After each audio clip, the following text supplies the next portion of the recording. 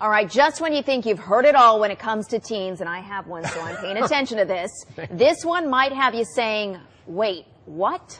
The new methods teenagers are turning to get that quick buzz is pretty scary. Reporter Elizabeth Irwin is here with a straight story. Oh boy, Elizabeth. I've got to tell you, Steen and Catherine, two things I never thought would appear in the same sentence: tampons and vodka. Do I have your attention? Good, because if you're a parent, you really need to hear this. Quicker high, they think it's going to last longer, it's more intense. This is not isolated to any school, any city, any financial area. This is everywhere. When we heard how kids are getting drunk these days, we thought, no way. So we hit up the experts to find out if it's an urban legend or if it's legit. There's been documented cases of people going to the hospital with alcohol poisoning just from utilizing it that way.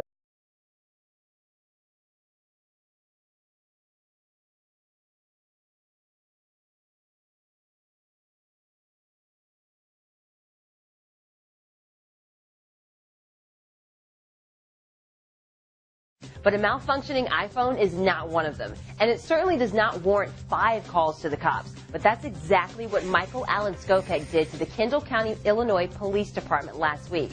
And all 5 tapes have just been released. In the first call, you can hear a slurring Skopek asking a police dispatcher, "My iPhone's not working." Your iPhone? In the second call, Skopek complained again, and when an officer asked for his address, Skopek replied, 10 blah, blah, blah, blah, blah, blah, blah. Okay, do you understand that? The fourth call may be the most ridiculous of the bunch. I'm trying to get my iPhone working. Have you been drinking tonight, sir? No, I'm just not very smart. Police mercifully arrested Skopek after the 5th and final call and charged him with obstructing or resisting a peace officer, which is a misdemeanor. Social media is fascinated with this story, calling the calls, quote, hilarious. But for the most part, people on Twitter are calling Skopek an idiot. The blue neon floating in the swimming pool ended up here because 86-year-old Mary Lee Fine put it there. She intended to go shopping. I should go up and call a cab to go to the store or whatever. The crash was recorded on surveillance video. The blue sedan smashes through a metal fence and splashes into the pool. Well, when it started coming up, I thought, oh, I'm going to drown, okay. It all started, she says, because she was parked too close to another car. To get in, she climbed through the passenger side. In pushing myself to get over, I either did the key or hit the gears. I don't know what had happened. But the car backed up. Whoo, whoo. That sent her into this car, and then, out of reverse, her little blue neon dashed forward into the pool.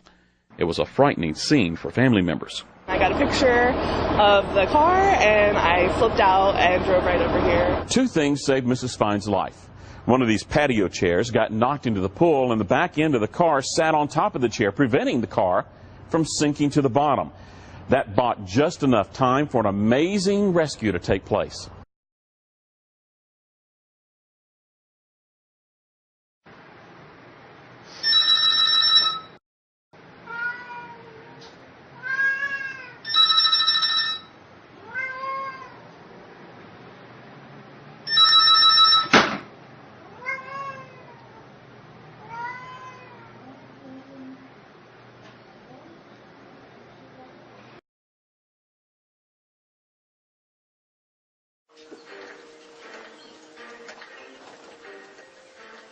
Adieu.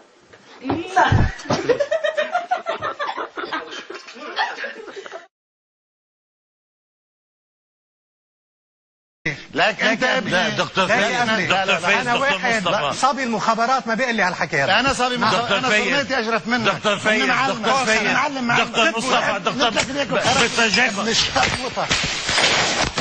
لا لا لا شباب شباب شباب شباب شباب